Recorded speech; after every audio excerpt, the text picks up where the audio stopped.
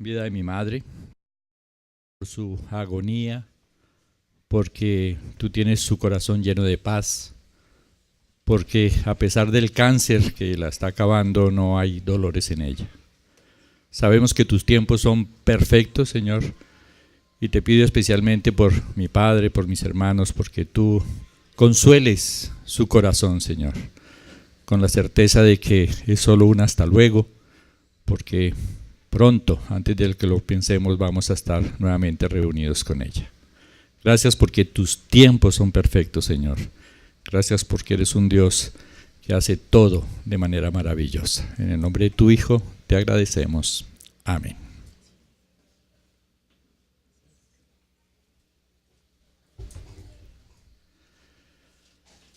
No hay duda que para atacar una enfermedad, recuperando la salud, pues lo primero que hay que conocer es el verdadero origen de la enfermedad. Sin embargo, no siempre ha sido posible. Hay muchas enfermedades que no descubren el origen y entonces los tratamientos están destinados a las consecuencias o a los daños colaterales de algunas medicinas. Pensando en el cáncer, yo pienso que en primer lugar es un buen negocio el cáncer. Sí, eso es una vaina increíble cómo se promueve la industria farmacéutica. Y han desarrollado muchas medicinas supremamente costosas para los efectos que producen las drogas con las cuales tratan el cáncer, que muy pocas veces funcionan. Cuando pensamos en la humanidad, en el peor de los males de la humanidad, no hay duda, yo no tengo la más mínima duda que la enfermedad más terrible de la humanidad es la incredulidad. La incredulidad. Pero la incredulidad, como lo he explicado muchas veces, no es que el hombre no tenga fe, porque los hombres tenemos una fe exageradamente enorme. Confiamos en los que no debiéramos y en el que debiéramos sí. Tenemos es la fe, sí, mal enfocada, pero sí tenemos muchísima fe. ¿Qué es entonces la incredulidad? La incredulidad tiene que ver es con la imagen que el hombre tiene de Dios. La gente manifiesta ser incrédula y dice, no, yo no creo en Dios. Sin embargo, los que aseguran no creer en Dios no son muchos, ya veremos por qué. Pero el que acepten que Dios existe no quiere decir que no sean incrédulos. ¿Cuál es el problema? La gente está creyendo en un Dios que no es real. Y eso es incredulidad. Está creyendo en unos mandatos que Dios no ha dado. Eso es incredulidad. Está creyendo en unas promesas que Dios no ha hecho. Y en términos generales, pensar que Dios existe, pero tener la figura de un mamarracho en el cual yo creo, eso no es tener fe en Dios. Porque estoy teniendo fe en una imagen completamente diferente de la del Dios real. O sea que hay mucha incredulidad en la religiosidad, hay mucha incredulidad, ¿sí?, en esos cuentos y esas imágenes que la gente tiene de Dios.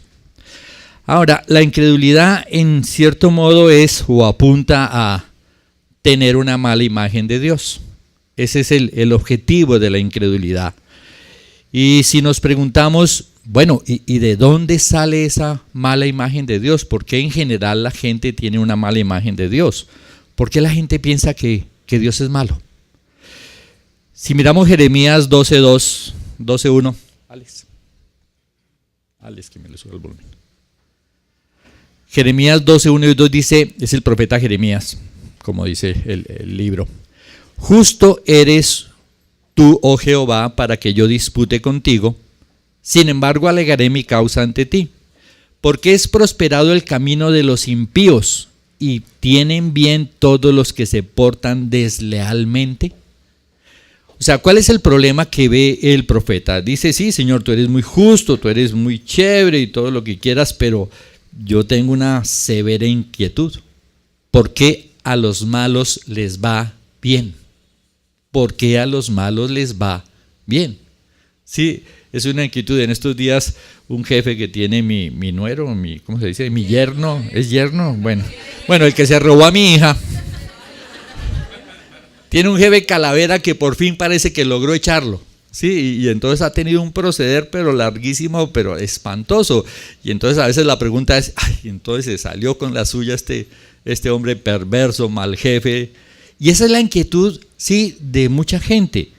De hecho, pues obviamente el profeta no entiende lo que Dios sí explica en su palabra, porque Dios explica muy bien este asunto de que nos parece que a los buenos les va bien, Dios lo explica, pero este profeta pues en este momento lo olvidó o no lo sabía, y lo que Dios hace es preguntarle, es más bien exhortarlo, y le dice en Jeremías 12:5, lo vimos hace unos días con Jimmy: si corriste con los de a pie y te cansaron, ¿cómo contenderán con los caballos? Y si en la tierra de paz no estaba seguro, ¿cómo harás en la espesura del Jordán? O sea que este hombre está en ese dilema, y lo que Dios le dice: hermano, tan flojo, apenas estamos comenzando y ya se está rindiendo. No, espere que le venga, sí, lo que viene serio. Ahora, el profeta no entiende por qué a los malos les va bien, pero eso en el fondo lo que quiere decir es por qué a los buenos no les va bien, o por qué a los buenos al menos no le va mejor que a los malos. Sí, pues, o sea, cuando uno piensa en lo justo, pues eso debería ser lo justo. Y obviamente estos pensamientos lo que evidencian es que este hombre tiene una crisis de fe respecto del comportamiento de Dios. Algo está pasando mal acá. Los malos son prosperados, los buenos les dan por la cabeza. Dios no está haciendo las cosas bien. Dios sí está haciendo algo mal. Y obviamente lo que en el fondo termina uno pensando es, pues Dios no es tan bueno como dice ser, no es tan justo como dice ser, no es tan misericordioso. Mejor dicho, Dios es malo. Esa es la conclusión a la que llega, y por eso digo que es una severa crisis de fe. Es una gran incredulidad respecto de lo que Dios realmente es. Ahora, el problema es que nosotros tenemos ese mismo problema, pero no somos conscientes, no lo admitimos, ¿sí? No tenemos claridad. Sin embargo, se nota que no pensamos bien de Dios cuando Dios en su soberanía, ¿sí?, hace que las cosas salgan de manera diferente a como nosotros las deseamos. Entonces, cuando las cosas no salen como yo quiero, ¿cuál es nuestra reacción? ¡Ay, Dios mío! Y viene la queja, y viene el lamento, y viene la tristeza, y viene el aburrimiento. Y esas manifestaciones, ¿sí?, de inconformidad hacia la perfecta y maravillosa voluntad de Dios, pues obviamente uno lo que está diciendo con su actitud es: Dios no se está portando bien conmigo. Dios está siendo muy duro conmigo. Uy, Dios como que está siendo muy suave con los otros. ¿Sí? Y eso es una crisis de fe que en el fondo conlleva a que no estamos pensando bien de Dios. Ahora, si muchos siervos de Dios se queman por ese modo de pensar, ¿qué pensar de los que no conocen a Dios, de los incrédulos, que ven el mundo y ven injusticias todo el tiempo? Cuando los hombres ven injusticias todo el tiempo, ¿qué es lo que terminan pensando? ¿Sí? Los más disque espirituales terminan diciendo: la culpa es de Dios. Y creo que las preguntas preferidas de ellos son: ¿y por qué Dios permite tal cosa? ¿Y por qué Dios no hace algo respecto de esto? Y obviamente lo que están diciendo: Dios, si es que llega a existir, no es un Dios bueno porque está haciendo las cosas o está permitiendo que las cosas sí se hagan mal. Y si Dios es culpable de ese mal concepto que los hombres tienen de Él, si Dios es culpable de la incredulidad y la incredulidad me lleva a desobedecer a Dios, entonces Dios es culpable de mis desobediencias. O sea, Dios es el malo en todo aquí. ¿Sí? Es el que no ha dado una buena imagen y el que obviamente, como no me motiva, pues yo no le hago caso a Dios. Mire, aún los cristianos a veces usamos frases que no somos conscientes de la profundidad. ¿Sí? Le sale a usted un negocio: uy, tan bueno Dios, me salió el negocio. La chica le dijo que sí: uy, gloria a Dios, Dios es lindo, Dios es bueno, me dijo que sí. Lo sanó de la enfermedad: uy, Dios cómo es de bueno, sanó a mi madre de la enfermedad. ¿Y si el negocio no sale? ¿Y si la chica lo manda a freír espárragos? ¿Sí? Y se enferma más grave. Entonces, ¿qué?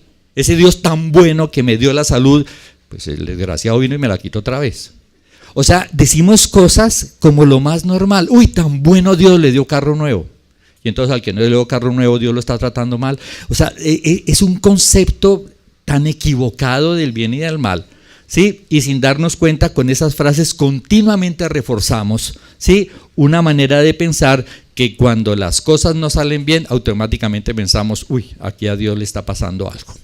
¿Sí? Dios no está haciendo las cosas bien, y si pienso que Dios no es bueno, pues qué motivación realmente para seguirlo. O sea que, según los hombres, el culpable de su incredulidad, de su mala imagen de Dios, es Dios porque está haciendo mal las cosas, y por lo tanto el culpable de la desobediencia también es Dios. O sea que si alguien debe ser condenado, tiene que ser Dios el que se tiene que ir para el infierno, pero los hombres no. ¿Será esa la verdad? La incredulidad de todos modos sí existe, pero ese no es el verdadero origen.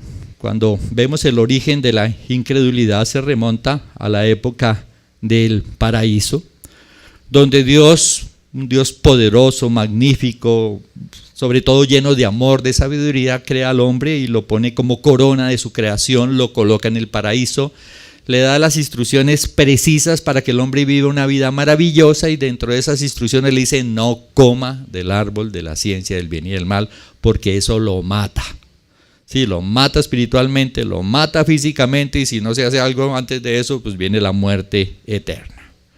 Ahora, si en la tierra podemos ver cómo cambian la vida de las personas dependiendo a quién sirvan. O sea, si una persona tiene un patrón excelente, uno sabe que le va bien. Si el patrón es un desgraciado, pues la cosa es difícil. Traten de imaginarse el futuro del hombre sirviéndole a un Dios perfecto, maravilloso, ¿sí? Generoso, con todo el poder. O sea, lo que el hombre podía esperar de vivir para Dios era lo mejor de lo mejor. Dios les dice, Génesis 1:28, y los bendijo Dios, la buena intención de Dios, y les dijo: fructificad, multiplicados, en fin. Ahora, hasta aquí todo muy bien. El hombre tenía muy buena imagen de Dios por todo lo que Dios le había dado. Como dicen muchos, además vivía con su mujer, no había que pagar el arriendo, no había el estrés de nada, no había enfermedades. Algunos dicen no había ni suegra, o sea, era una bendición increíble. ¿Sí? En el paraíso con abundancia. Y aparece Satanás, Génesis 3:4. Entonces la serpiente dijo a la mujer: no moriréis. Dios le dijo: ciertamente morirás. La serpiente, Satanás, le dijo: usted no va a morir, todo lo contrario, usted va a trascender y va a ser, mejor dicho, sí, como dicen ahora, el ultradios y el superhombre, y le metió todos esos cuentos de que desobedecer a Dios era bueno. Cuando Satanás convence al hombre de que desobedecer a Dios es bueno, cuando el hombre creyó que desobedecer a Dios es bueno y hacer caso a Satanás, ¿sí?, era bueno también, el hombre tuvo que hacer un clic en su imagen de Dios. Esta norma me la dio Dios para protegerme. Uy, qué bueno que Satanás me avisó que aquí Dios me está engañando. Yo no debo obedecer a Dios, voy a salvar mi vida. Dios es un desgraciado, me quería engañar. O sea que automáticamente, cuando el hombre decide desconfiar de Dios, automáticamente comienza en él, sí, a funcionar esa: Dios no es bueno. Me dio una norma para limitarme. Sí, no está siendo bueno conmigo. Qué bueno que Satanás me vino a ayudar. Y hay un cambio increíble. Satanás es el Salvador y Dios es el desgraciado que colocó al hombre a vivir en unas condiciones y con unas reglas que no le iban a permitir al hombre ser feliz. O sea que el hombre comenzó a ver al Dios de perfección absoluta y de amor como un Dios perverso, y a Satanás, al ser más perverso, como un Dios de amor y de salvación. Ahora, ya vimos que en este tiempo los hombres no creen en el amor de Dios porque, según ellos, ven muchas cosas malas que justifican que ellos piensen que Dios está fallando. La pregunta es: si Adán no tenía suegra, ¿por qué pensó mal de Dios?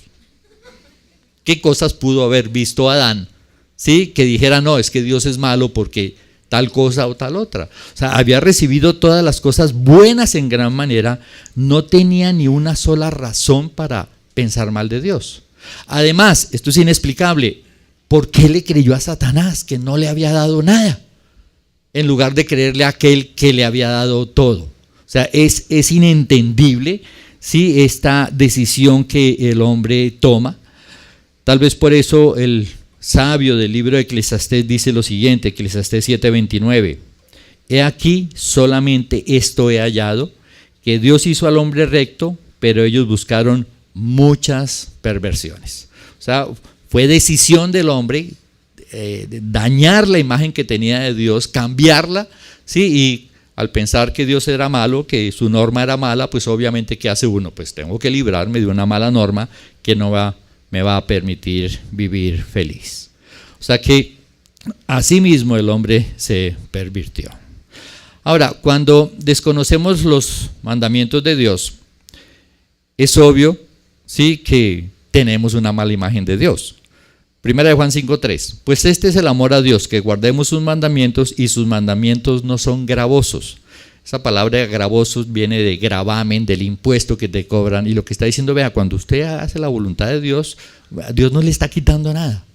De hecho, Dios nos está dando mucho más y preparándonos para recibir mucho más. Si son tan buenos los mandamientos de Dios, ¿por qué no hago caso a ellos? Porque no creo que sean tan buenos.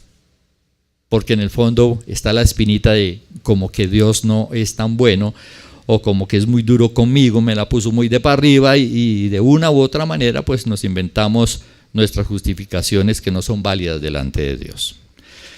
Después de este pecado, la historia de la humanidad continúa.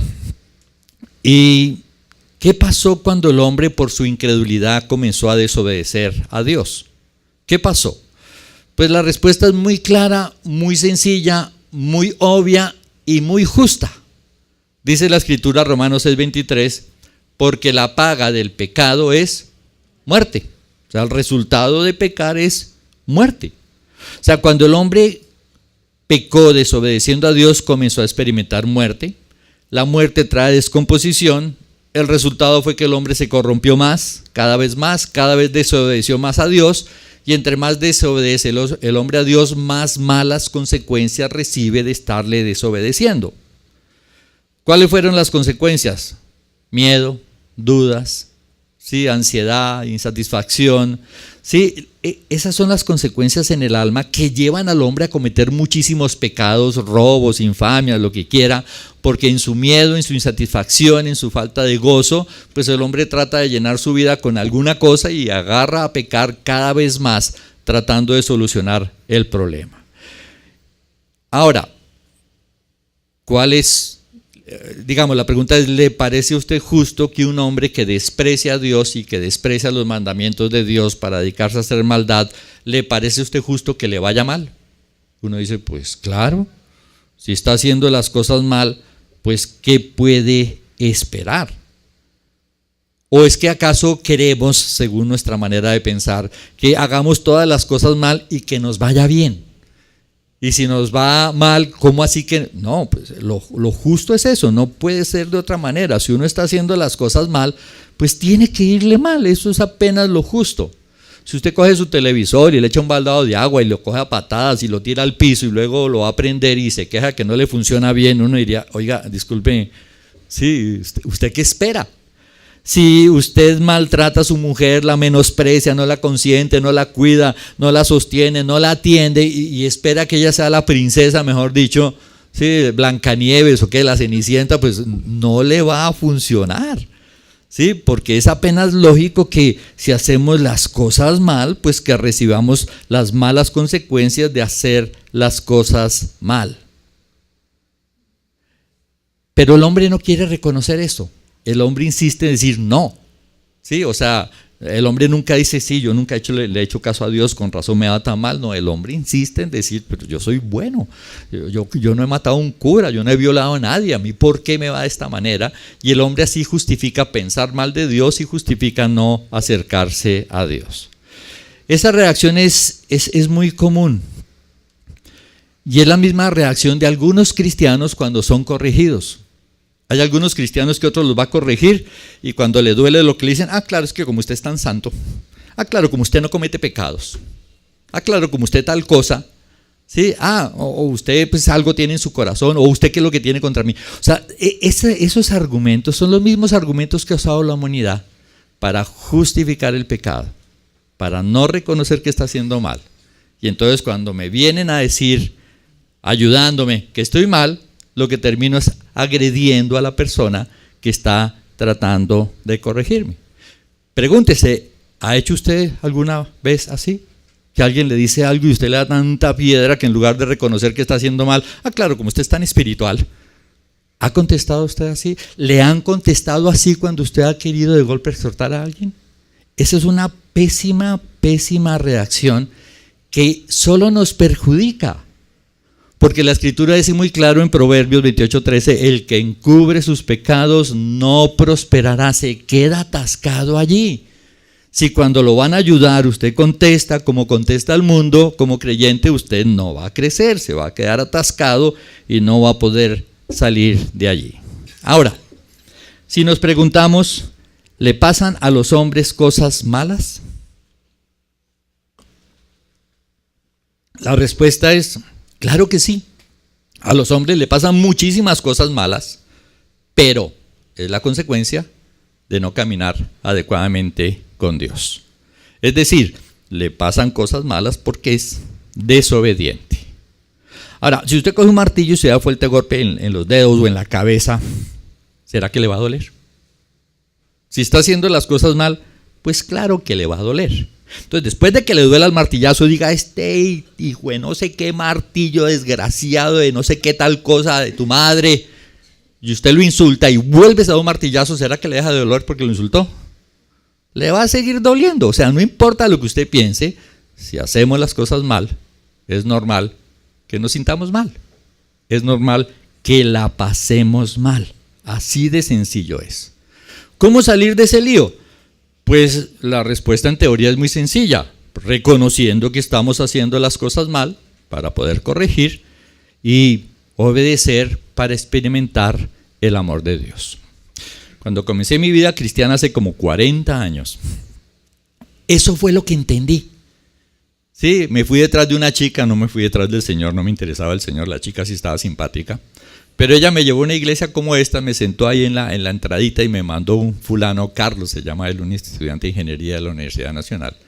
Y él me llevó al patio al fondo y allá me sentó a compartirme de Cristo y yo pensaba, uy, qué jartera, pero la chica está buena. Y cuando él me compartió, sí, las 4 leyes espirituales, Dios te ama, el hombre es pecador, tal cosa, yo entendí muy clarito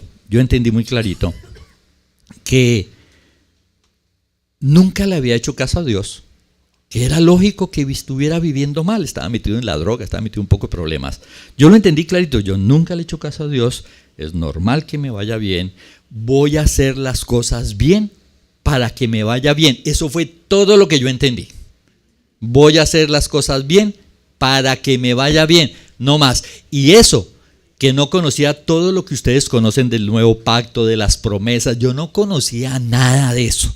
Porque conociendo eso debe ser mucho más fácil tomar la decisión de voy a hacer las cosas bien con todas las promesas que tengo de parte de Dios. Pero sin entender nada de eso yo solamente entendí, nunca le he hecho caso a Dios, es normal que esté fregado en mi vida, te voy a hacer caso.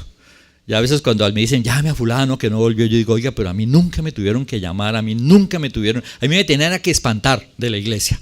¿Sí? Nunca nadie me llamó, me empujó, me jaló. Solito yo iba porque yo decía, yo necesito hacer las cosas bien para que mi vida mejore.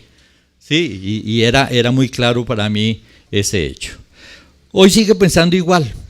Cuando no siento paz, cuando no siento gozo, cuando algo me preocupa, cuando sufro por las cosas del mundo, no tengo la más mínima duda que estoy haciendo las cosas mal. Y cuando digo que estoy haciendo las cosas mal, no me refiero a acciones, sino también a pensamientos.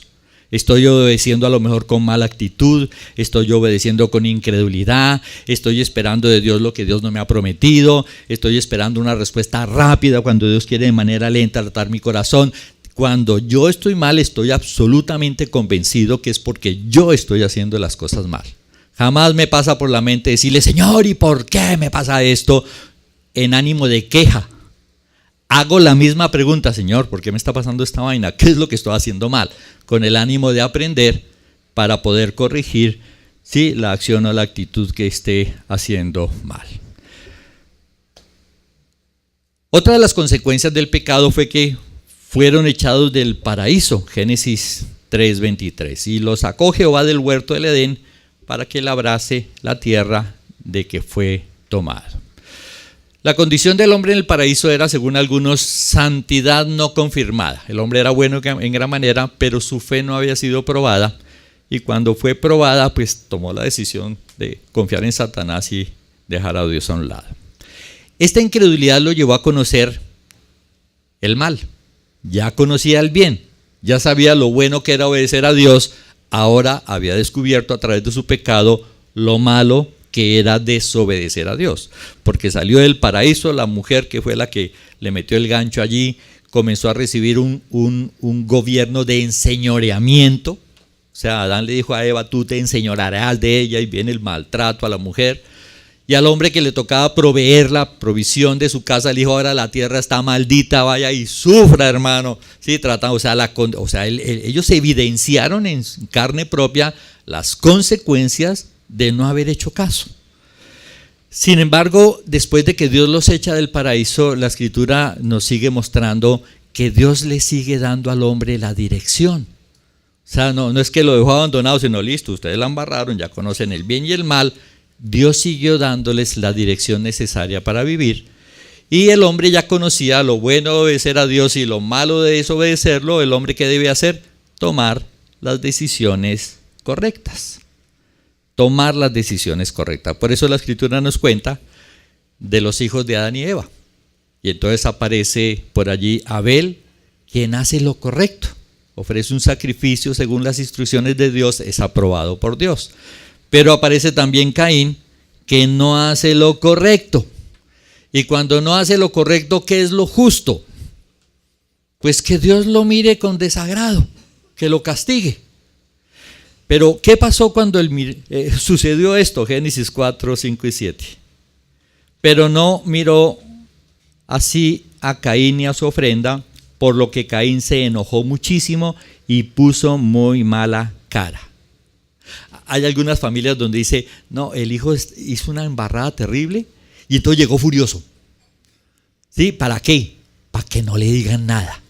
O la mujer hizo alguna calaverada y entra con una cara de dragón para que el marido, pues, que estaba preparado a regañarla, pues se detenga, ¿no? Porque, ¿cómo así? Es viejo, la artimaña es vieja, imagínense, desde Caín. La embarra. Y cuando le van a decir que está mal hecho, el hombre se enfurece.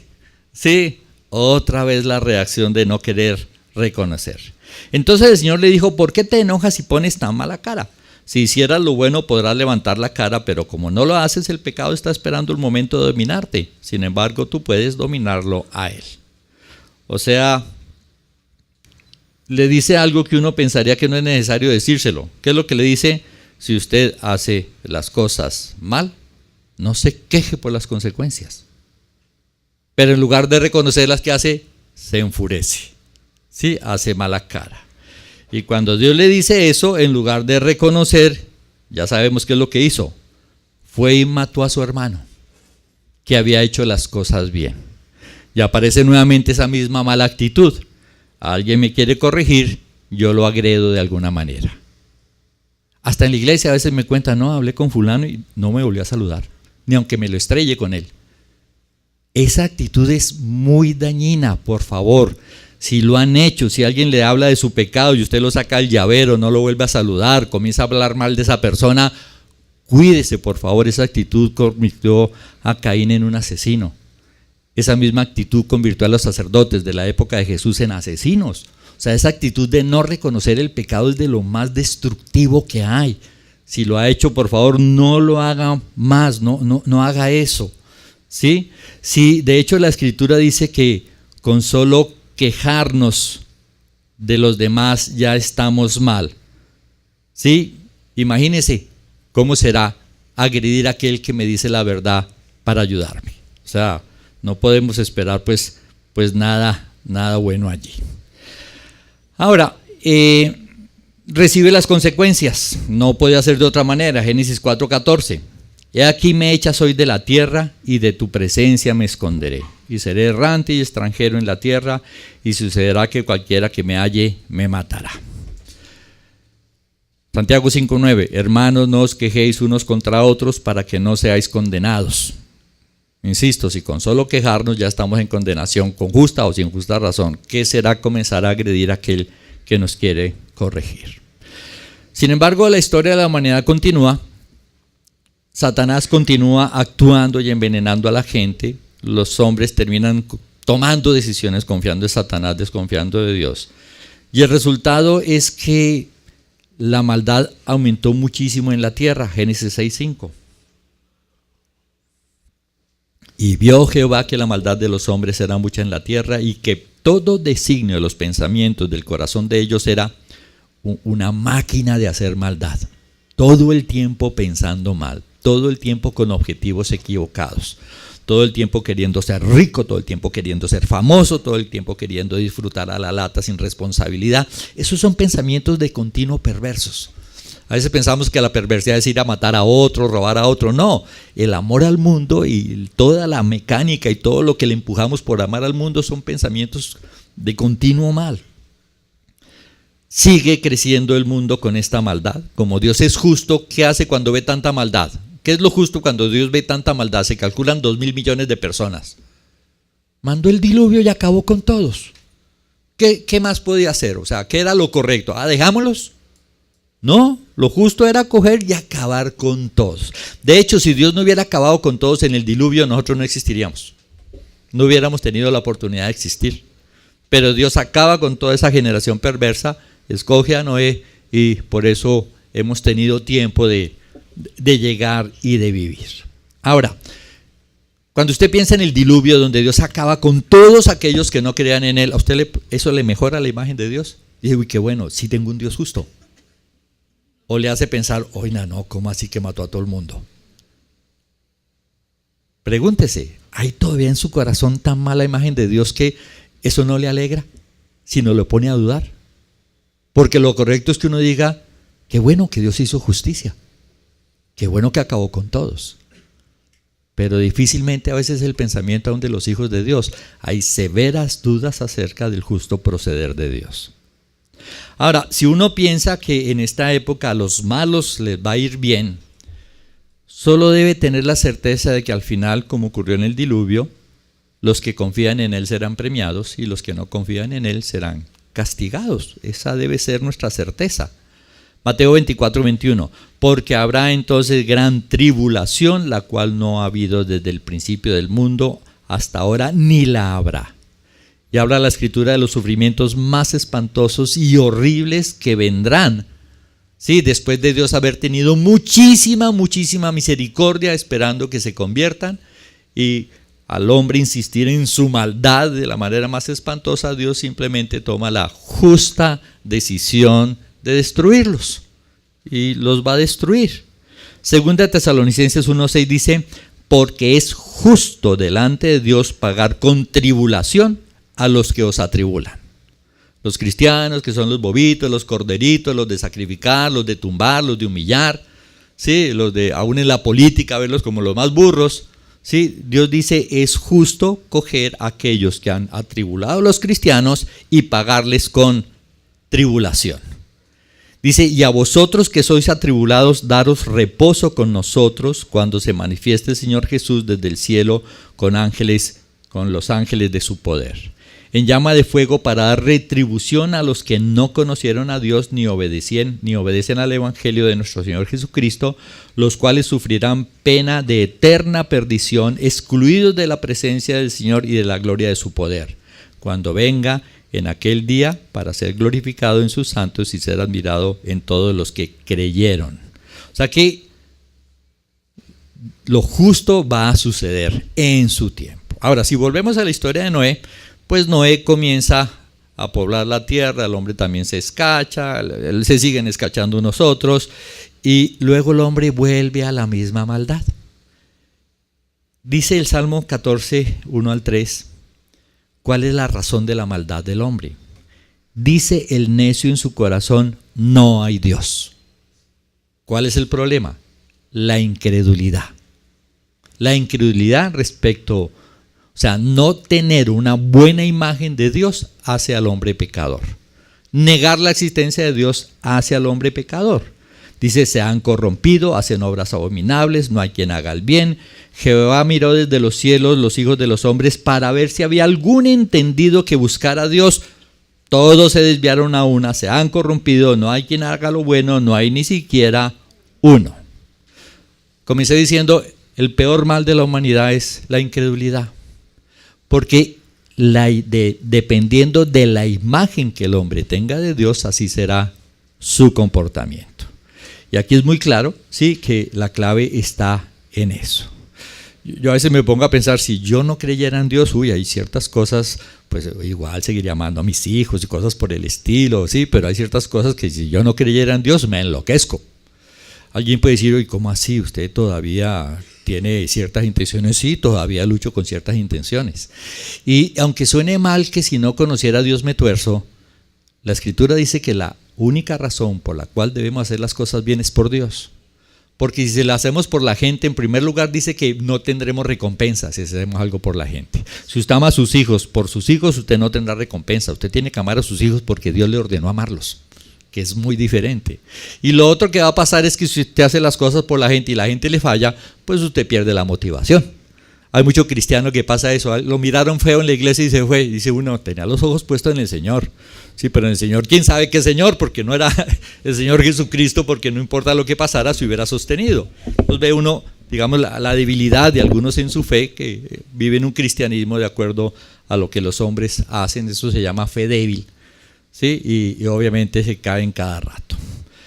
Ahora, cuando una persona elimina a Dios de su vida, lo que está buscando es quitarse la carga de tener que un día presentarse delante de Dios a rendir cuentas. Eso es lo que realmente está haciendo el hombre.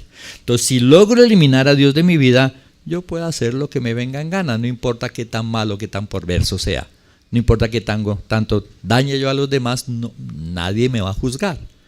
Mas si Dios existe, el asunto va a ser complicado. Un poco más adelante el mismo Salmo dice, Salmo 14, 5 y 6, ellos temblaron de espanto, se refiere a los malos, porque Dios está con la generación de los justos. Del consejo del pobre se han burlado, pero Jehová es su esperanza. Lo que está diciendo es que todos estos incrédulos, cuando se den cuenta que Dios está con los creyentes, dice, van a temblar de espanto. Cuando los hombres poderosos, cuando los millonarios, cuando en estos días me decía mi yerno, ¿cómo es que dice? Bueno, que hay un fulano que él conoce mucho del tipo de mercados, de millonarios, porque es su trabajo. Dice, hay un fulano que él solo podría mantener a la tercera parte de la humanidad con su dinero. Una sola persona podía mantener 1/3 de la humanidad. Una sola persona.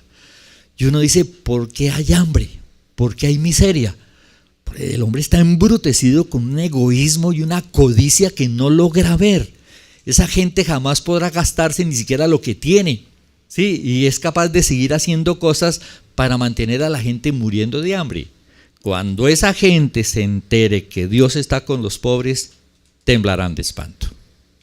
Cuando todas esas religiones y todos esos líderes o pastores torcidos que han torcido el evangelio para estafar a la gente, cuando se den cuenta que Dios está con los hijos de Dios, seguramente cuando venga el rato y se queden, temblarán de espanto. O sea, el juicio de Dios va a ser tremendo contra aquellos que han vivido sin confiar en Dios.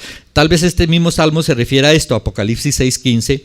Dice, y los reyes de la tierra y los grandes, los ricos, los capitanes, los poderosos y todo siervo y todo libre se escondieron en las cuevas y entre las peñas de los montes y decían a los montes y a las peñas, caed sobre nosotros y escondednos del rostro de aquel que está sentado sobre el trono y de la ira del Cordero, porque el gran día de su ira ha llegado y quién podrá sostenerse en pie. O sea que la clave está en eso, la gente elimina a Dios. Cuando se den cuenta que Dios es real, va a ver la cosa, el espanto, la cosa más terrible, sí, por eso. Por supuesto hay una forma muy sencilla de quitarse ese miedo, buscar al Señor, aceptarlo como Salvador, como su Señor. Tendrá el perdón de pecados y una oportunidad de una nueva vida. Al comienzo vimos que los hombres culpan a Dios por su incredulidad, porque al ver tanta maldad la justifican de esa manera. según ellos esa maldad es una prueba de que Dios no existe. La pregunta es, si yo nazco en un mundo lleno de maldad, donde todos piensan lo mismo, ¿seré culpable de creer lo mismo que ellos creen? ¿Seré culpable de no creer en Dios cuando todos me enseñan en la práctica que Dios no existe? ¿Seré culpable de eso? Cuando revisamos la escritura, por ejemplo, la historia de los reyes y sus hijos descendientes, podemos ver cosas como estas. Primera de Reyes 11:6. E hizo Salomón lo malo ante los ojos de Jehová, y no siguió cumplidamente a Jehová como a David su padre. David fue un hombre considerado un hombre con el corazón perfecto, ¿sí? Por su deseo de obedecer a Dios, ¿ya? A pesar de sus pocas embarradas. Pero lo tremendo que uno lee es que su hijo Salomón, un hombre de una enorme sabiduría, cuando tomó el reinado se corrompió.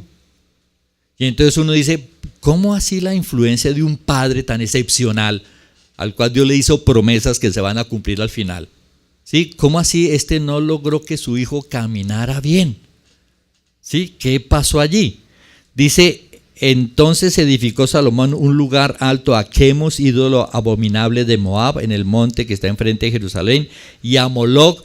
O sea, este hombre hasta construyó los altares de los mamarrachos donde sacrificaba al pueblo sus hijos.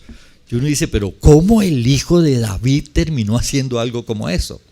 Pero luego uno sigue leyendo la historia de los reyes y encuentra que de un rey perverso nace un hijo que endereza todas las cosas, que destruye las imágenes, saca a los ídolos, mata a los sacerdotes paganos, ¿sí? Y vuelve, o sea, y vemos esa historia continuamente, de un buen padre sale un mal hijo, de un mal padre sale un buen hijo, y entonces ahí todas las teorías acerca de la influencia pues se van cayendo al piso, ¿sí? Porque sí, inclusive en esta época vemos que dicen, uy, ese fulano tan calavera, oiga, y el papá es tan lindo y tan buena persona, tan correcta, pero el hijo sí le salió un bandido, ¿sí?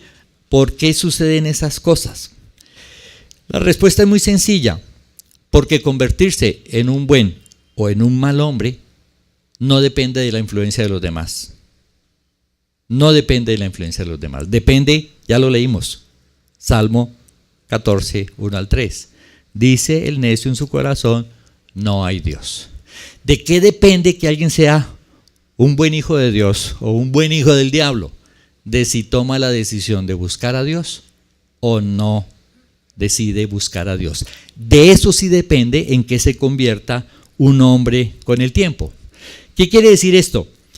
Que la mala influencia de los seres humanos en una persona que no busca a Dios lo volverá muy malo. La mala influencia de los seres humanos en una persona que no busca a Dios, claro que lo volverá muy malo. Pero también puede ocurrir, ¿sí?, que la buena influencia de los seres humanos en un hombre que no busca a Dios también terminará siendo malo. Porque la clave no está en la influencia, sino en la determinación de buscar o no a Dios. Claro, si recibe buena influencia y no busca a Dios, será malo, pero no tan malo como el otro que le enseñaron. Sí, esa es la diferencia. También ocurre, ¿sí?, que la mala influencia de los seres humanos en una persona que busca a Dios, esta búsqueda de Dios hará que este hombre sea un hombre bueno. Y si recibe buena influencia y busca a Dios, será todavía con más facilidad más bueno. Pero insisto, la clave no está en la influencia, ¿sí? La clave está en la búsqueda de Dios. Claro, si usted ve que sus hijos están recibiendo mala influencia, lo más seguro es que se están alejando de Dios. Entonces, ¿qué es bueno hacer allí? Pues buscar cortar la mala influencia para que se concentre en buscar a Dios. No es que ahora, no, Germán dijo que un hijo podía andar entre criminales y no era problema, no. Es que es lo uno o lo otro. Sí, la buena búsqueda de Dios va a hacer que yo me aleje de las malas compañías, porque dice, compañero soy de los que te temen y de los que guardan tus mandamientos, no soy compañero de los bandidos y los sinvergüenzas. Ahora, no hay duda, la clave está en la búsqueda de Dios. La siguiente pregunta es, ¿cómo una persona que vive en un mundo que ejerce mala influencia acerca de Dios, cómo puede terminar buscando a Dios si todo el mundo le dice que esta vaina no sirve para nada? Yo hace tiempo decía que el gran enemigo nuestro eran los comunistas, que nos echaban piedra y tal cosa. Ahí parece Petro, que la verdad no sé si lo que dicen que dice Petro lo dijo Petro o no, pero eso no se sabe es nada. Eso yo pienso que ahora cogieron los del otro lado y ahora están diciendo que van a matar es al otro, ¿no? Sí, hay un video que dice que lo van a matar al otro candidato. Yo digo, bueno, Señor, tú tienes el control. No hablemos bobadas, sigamos con lo importante.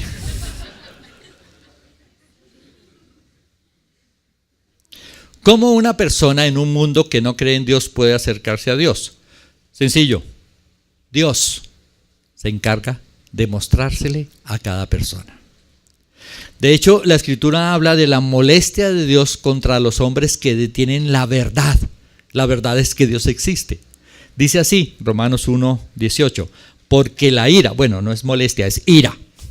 Porque la ira de Dios se revela desde el cielo contra toda impiedad. Es falta de piedad, ¿sí? E injusticia de los hombres que detienen con injusticia la verdad. O sea que Dios no está molesto, está con ira contra aquellos que detienen la verdad. ¿Cómo hago yo para detener la verdad? Pues tengo que conocerla. Si no la conozco, ¿cómo la detengo? O sea que si los hombres no conocieran la verdad de Dios y dijeran, no, Dios no existe, sin conocer la verdad de Dios, pues uno diría, ¿qué culpa tiene si no saben nada? Pero cuando Dios dice que está molesto porque están deteniendo la verdad, no hay duda que todo ser humano sabe que Dios existe. No hay duda. Sí, eso no se puede negar. Dios mismo a cada persona le ha manifestado la realidad de su existencia. ¿Cómo? Eso es problema de Dios. La Escritura nos da pista, Romanos 1:19. Porque lo que de Dios se conoce les es manifiesto, pues Dios se lo manifestó. Punto. Y entonces yo, ¿por qué voy a ir a una iglesia si el pobre indígena del África que vive por allá bajo un palo, a él pobrecito, a él nunca le va a hablar de Dios? Entonces, ¿qué? ¿El qué? Eso es el problema de él con Dios. Sí, Dios le revela a cada persona. Si usted tiene la oportunidad, pues tiene que aprovechar lo que Dios le da. El punto es, a todo ser humano, hasta ese que se para en el ombligo y dice que Dios no existe, a todo ser humano Dios le ha dicho, yo existo. Yo existo. Dice, siendo entendida por medio de las cosas hechas, de modo que no tienen excusa. Ahora, esta revelación dice viene a través de las cosas creadas y es tan efectiva que ningún hombre se puede disculpar. Además de eso ocurren cosas todavía más extraordinarias. ¿Cuántas veces las personas sufren un accidente, una enfermedad mucho recontra y pega mortal hasta decir no más? Y en esos momentos que dice cuando son sanados, uy, Dios mío.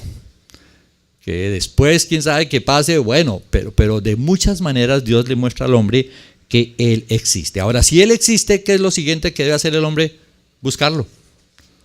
O decidir no buscarlo. Pero todo parte de eso. Dios no puede condenar a nadie por no buscarlo si Dios no le ha dado la oportunidad de buscarlo. Sería injusto. Cuando Dios dice que el que no reciba a Jesucristo va para el infierno es porque todos en cierto momento de su vida tienen la clara oportunidad de aceptar a Jesucristo o de rechazarlo. Cada uno sí verá qué es lo que hace, pero todos tienen este conocimiento. Ahora, ¿de qué estoy hablando? Estoy hablando de una palabra que aparece en la Escritura en español como conciencia. Conciencia, ¿sí? El apóstol Pablo en el capítulo 2 de Romanos habla de la conciencia, dice así. Porque cuando los gentiles que no tienen ley hacen por naturaleza lo que es de la ley, estos aunque no tengan ley son ley para sí mismos, mostrando la obra de la ley escrita en sus corazones, dando testimonio su conciencia, acusándoles o defendiéndoles sus razonamientos cuando Dios juzga a los hombres conforme a su evangelio. O sea, lo que está diciendo es, perdón, los gentiles son todos los que no son judíos, que no tuvieron a los profetas ni las escrituras, no recibieron la ley de Dios. La pregunta del contexto es, si la gente del mundo, si solo los judíos tienen la ley de Dios, si la gente del mundo no ha recibido la ley de Dios, ¿cómo los va a culpar Dios por no obedecer una ley que no conocen? Esa es la pregunta del contexto del pasaje. Y la respuesta del apóstol es, tienen conciencia.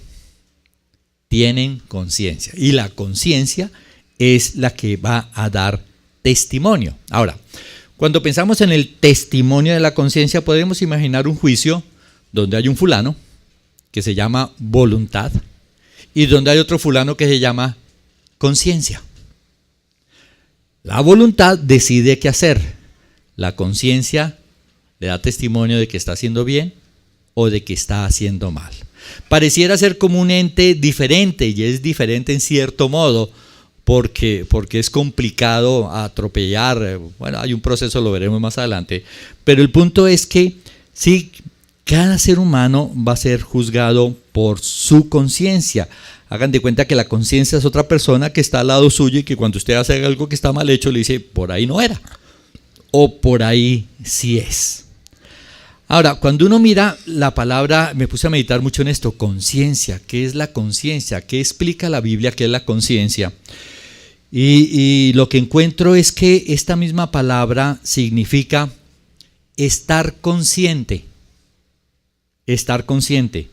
compartir conocimiento, sentimiento íntimo, ser sensible a, ser insensible a. O sea que en definitivamente la conciencia es lo que Dios le ha revelado al hombre. Esa es la conciencia, lo que Dios le ha revelado al hombre. Adán y Eva han debido ser muy conscientes de la prohibición del árbol. Caín ha debido ser muy consciente de la información que Dios le había dado de cómo presentar sacrificios y de lo malo que era matar a su hermano. Y si seguimos hasta nuestros días, pues los hombres deben ser conscientes que Dios se les ha revelado. Y frente a esa conciencia de que Dios se les ha revelado, los hombres deben tomar una decisión. Ahora, muy claro, Romanos 1:19, porque lo que de Dios se conoce les es manifiesto porque Dios se lo manifestó.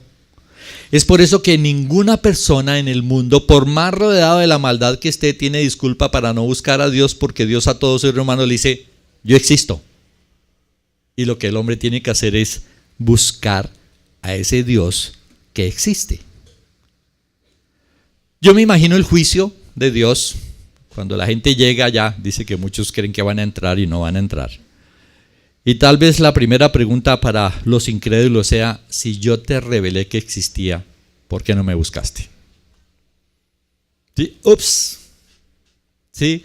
Porque ante la gente es como que dice, jura, rejura, come y mata al muerto y dice, no creo. Pero la gente puede decir lo que quiera, Dios conoce lo que hay en el profundo del corazón. El juicio es respecto a las intenciones profundas del corazón.